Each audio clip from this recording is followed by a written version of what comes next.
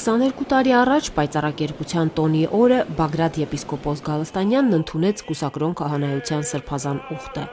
1995 թվականին Միայսնայեջ տաճարում երջանկահիշատակ Գարեգին առաջին կաթողիկոսը նրա ճակատն ու ձեռքերն օծեց սրբազան մյուրոնով, հոգևոր նորանուն շնորհեց։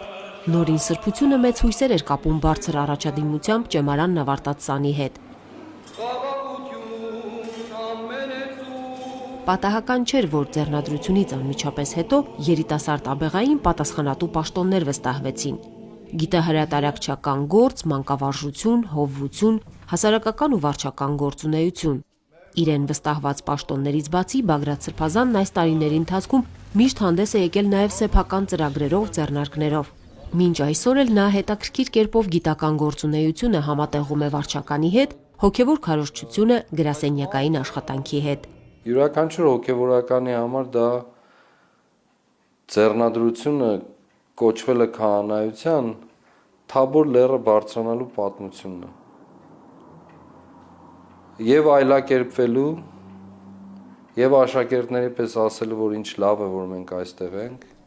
Պատանեկության տարիներին Սրբազան հայրը երազում էր ֆուտբոլիստ դառնալ։ Հետո որոշում է ընդունվել տնտեսագիտական համալսարան, բայց Աստծո նախախնամությամբ հայտնվել է Գևորգյան ճեմարանում եւ դա բեկումնային է դարձել նրա համար։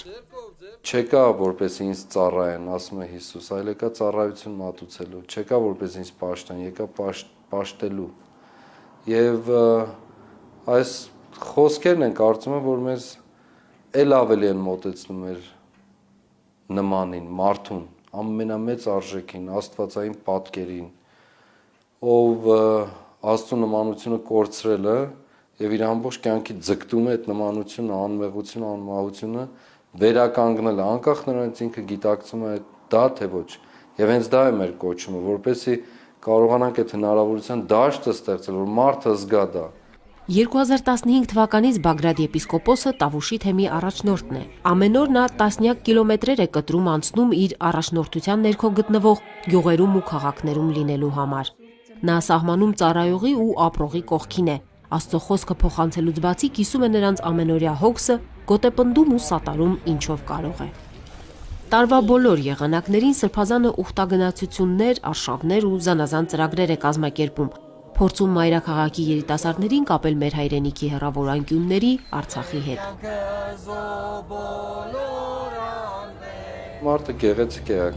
եւ յուրաքանչյուր մարդ պատգամ ունի այս աշխարհում։ Եվ հատկապես մեր հոգևոր ծառայության մեջ, եթե մենք օտար գտնվեցինք մեր ժողովրդից, մեր մարդուց, չսիրեցինք իրեն, չապրեցինք փոքրի հետ, մեծի հետ, իր ուրախությամբ, հատկապես իր դժվարություններով եւ տխրությամբ, մեր կյանքը իմաստ չունի։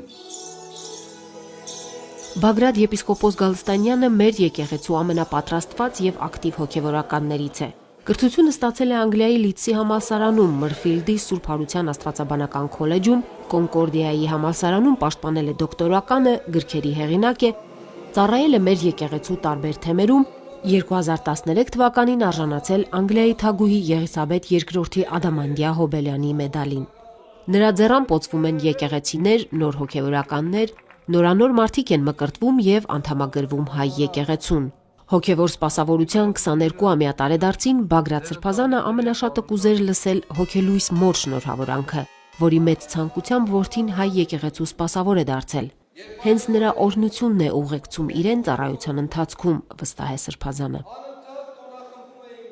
Լուսնե Բալյան, Մեսրոպ Ավետիսյան, Եկեղեցական կյանք։